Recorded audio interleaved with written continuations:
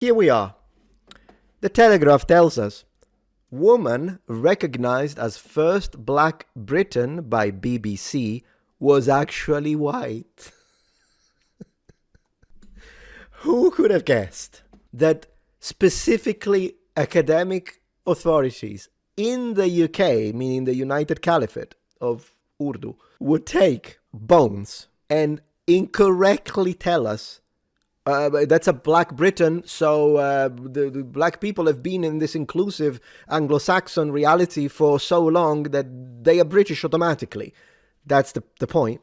And they not only they were wrong, but they were so wrong because now they did new DNA analysis. They were so wrong that now even AI, when you ask, will not even try. They will like, yeah, they were wrong. This woman was actually white. This is hilarious. So let's read this. I'm going to have a great time. All right, DNA test shows beauty head woman originated from southern England, face lab at Liverpool John Moores University. I'm surprised they were allowed to publish it. That they didn't, let's say, like, no, hide it. You're not allowed to do that. A woman was recognized as the first black Briton. Ooh, they lost like a major ace by the BBC. Was actually white, a new genetic study has shown. In 2016, the series Black and British: A Forgotten History suggested, what a bunch of clowns, suggested that the Roman skeleton of a woman found at Beachy Head was from sub-Saharan Africa. So imagine that. They're like obviously jumping all over it because they're like, ooh, that's perfect to, own the Chuds and all those racists. And then it says a plaque was erected to commemorate her heritage. So this is gold comedy, which was later removed when a study suggested the woman was more likely to be from Cyprus with a Mediterranean complexion.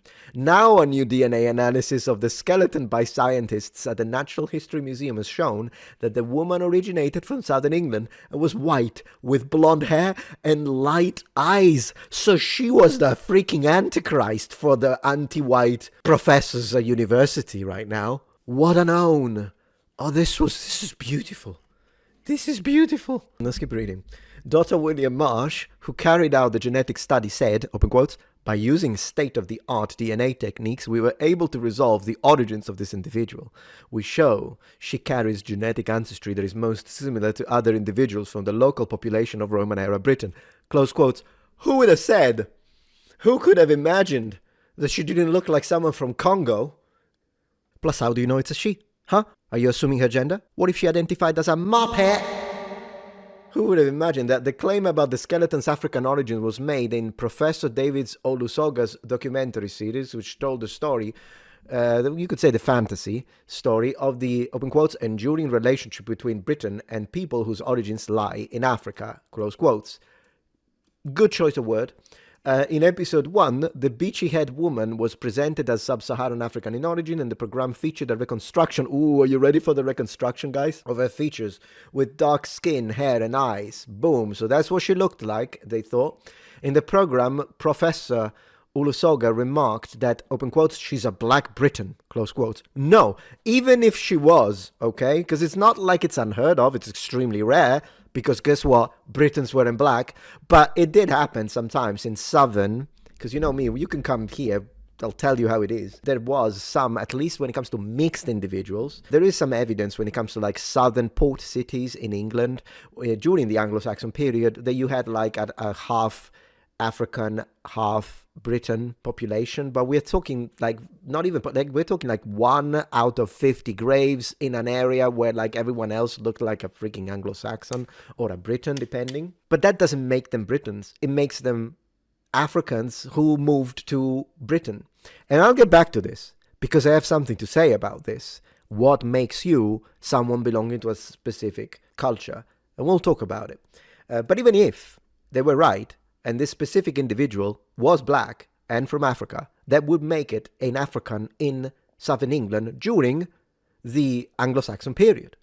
It would not make them Brittonic. It would not make them Anglo-Saxon. It would not make them Celtic. It takes a lot more in terms of generations to do that.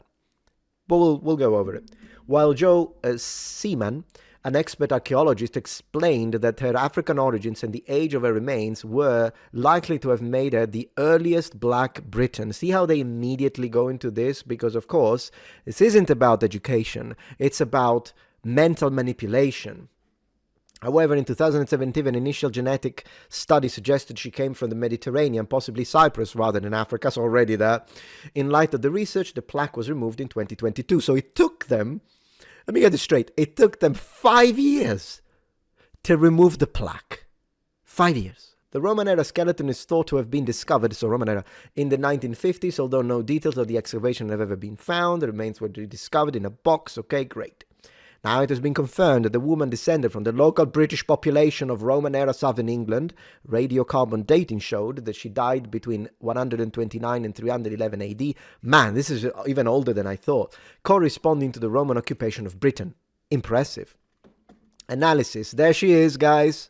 Look at this. Look at this African from Congo. Côte d'Ivoire. Okay, I swear, this is actually clown show. Let me see how the various articles are going to report on this.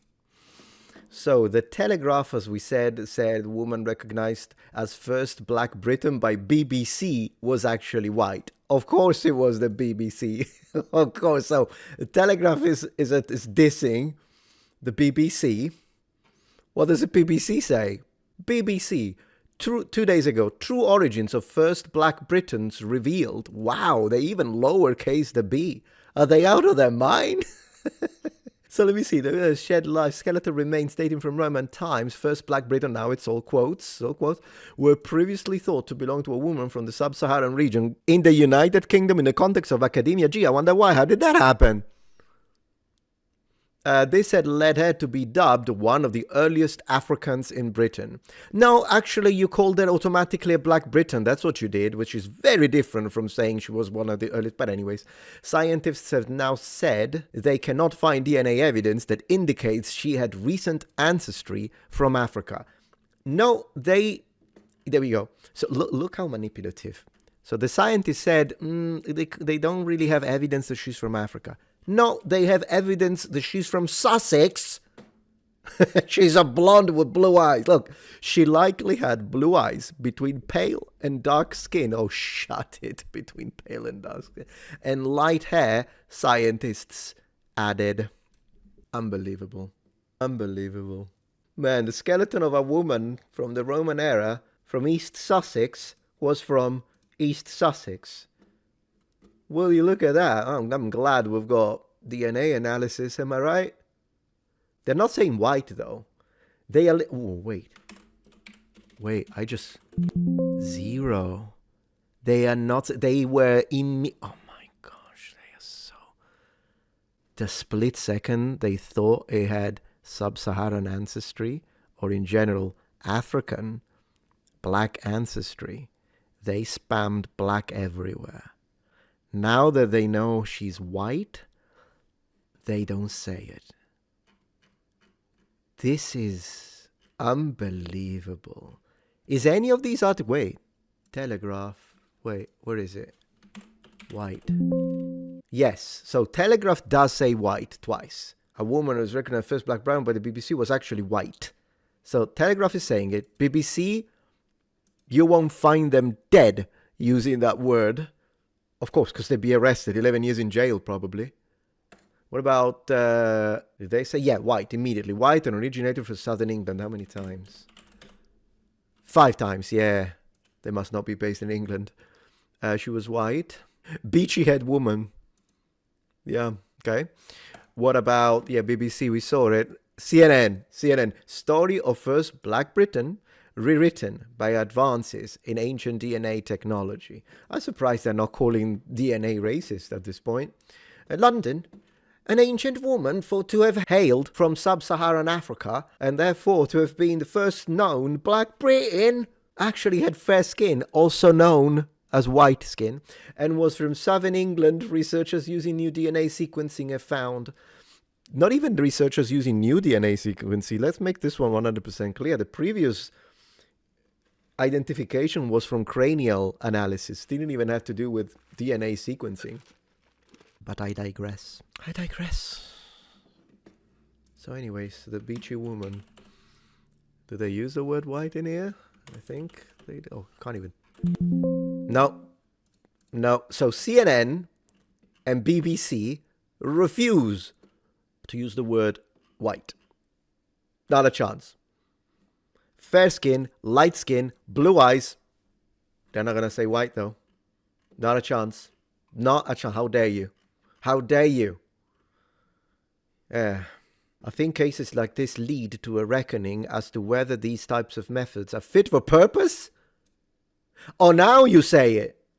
Wait, these craniometric methods have long been controversial, or the ones before, because of their origins in scientific attempts to establish racial hierarchies. Yeah, of course, now you say it, but when he was pushing for a black Briton, it was okay to use it. Now you say it. Anyway, CNN and BBC. Are you even, do remember the CNN is the one that said, CNN is journalistic integrity and actual sourced information and data. CNN is the one that made a whole video on the LDS church due to the shooting and put a picture of a Jehovah's Witnesses hole. I have a whole dedicated video to that. CNN is the one that when Trump was almost assassinated, they immediately said, he fell and hit his head. Journalism, ladies and gentlemen. CNN, Communist Network News. What can you do? Am I right? Analysis of her skeleton remains suggests that she was around 18 to 25 years old when she died and stood at over 4.9 feet. A healed wound on her leg. She got an arrow to the knee.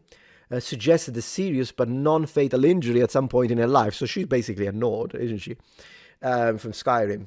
Scientists reveal, dietary analysis looking at the carbon and nitrogen values in her bones also revealed that her diet was likely to have included a lot of seafood. Yeah, enjoy the seafood. Dr. Selina Brace of London's Natural History Museum said, open quotes, our scientific knowledge and understanding is constantly evolving, and as scientists, it's our job to keep pushing for answers. Yes. And not pushing politics, I would have added, or propaganda.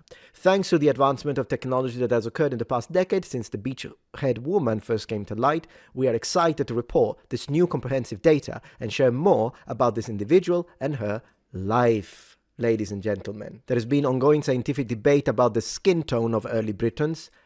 I wouldn't call it scientific debate. If I'm gonna be honest about this, it isn't scientific debate. With some researchers suggesting that the constructors of Stone Age were black. Yeah, those are clowns. However, some genetics studies have shown that the inhabitants of Britain in the period when Stone Age was completed, around 2005 BC, were pale-skinned early farmers whose ancestors had spread from Anatolia, modern-day Turkey. I already have a dedicated video, by the way, to Stone Age and that nonsense. But I do want you to look at this for a moment. Think about this.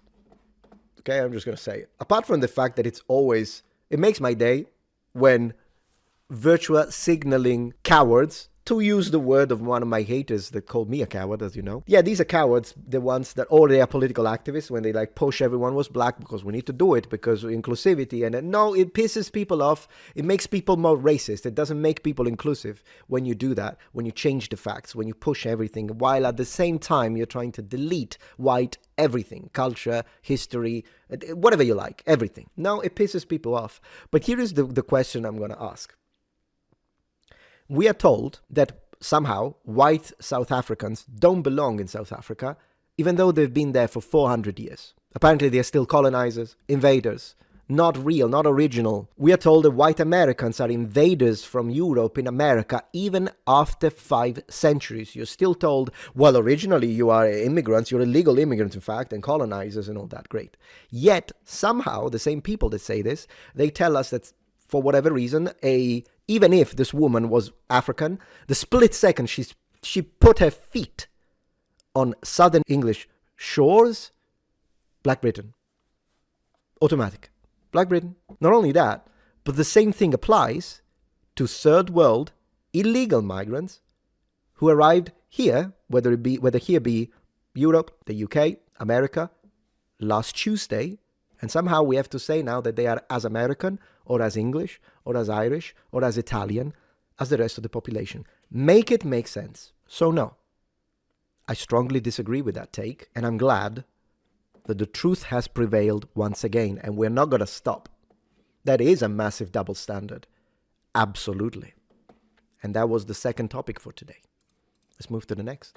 If you appreciate my content so far and wish to help ensure my ability to continue to tell it how it is, regardless of any possible backlash, please support this channel on Patreon. Any support helps me and my team of academics keep the channel strong and gives us the means to fight back against the political rewriting of history. Stand with us, form the wall, defend the truth.